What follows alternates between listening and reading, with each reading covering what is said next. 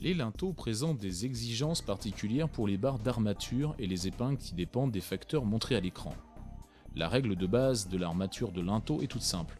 Il suffit d'installer la barre d'armature et les épingles selon les spécifications du concepteur. Malheureusement, les spécifications ne comprennent pas toujours l'armature de linteau. Dans ce cas, vous pouvez utiliser les tableaux de l'annexe E du manuel d'installation. Gardez cependant à l'esprit que ces tableaux ont deux limites.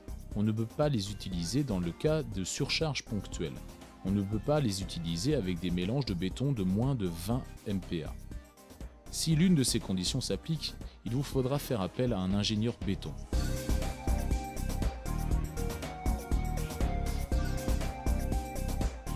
Il existe une méthode simple pour installer une barre d'armature dans un linteau.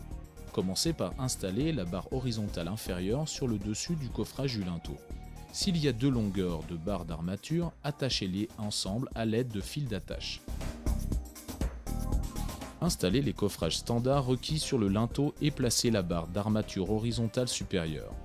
Vous devez maintenant mesurer et façonner les épingles. De nombreux installateurs trouvent l'installation plus facile en utilisant des épingles en forme de S. Installez les épingles et soulevez la barre d'armature inférieure pour la mettre en place.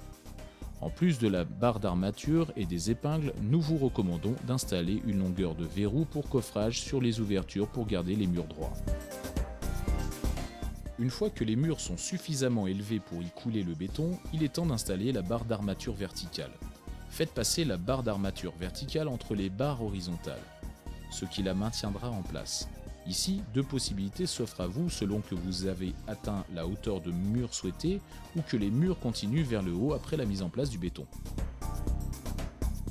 Si les murs sont finis, installez la barre d'armature verticale pour que le haut se situe à environ 10 cm sous le niveau que le béton doit atteindre. Si l'élévation des murs doit être poursuivie au-delà du rang supérieur, placez des barres d'armature verticale d'une longueur suffisante pour assurer la liaison avec le coffrage suivant.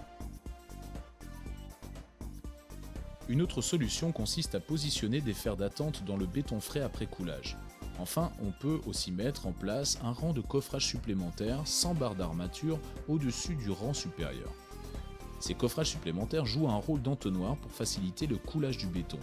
La barre d'armature du rang supplémentaire est insérée plus tard, lorsque la mise en place des coffrages reprend.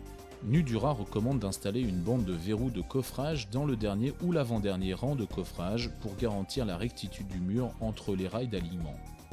Si les murs continuent vers le haut, vous devez protéger le système de verrouillage des coffrages supérieurs des éclaboussures de béton avec du ruban adhésif de 10 cm de large. Dans le chapitre suivant, nous parlerons de certaines techniques particulières de construction.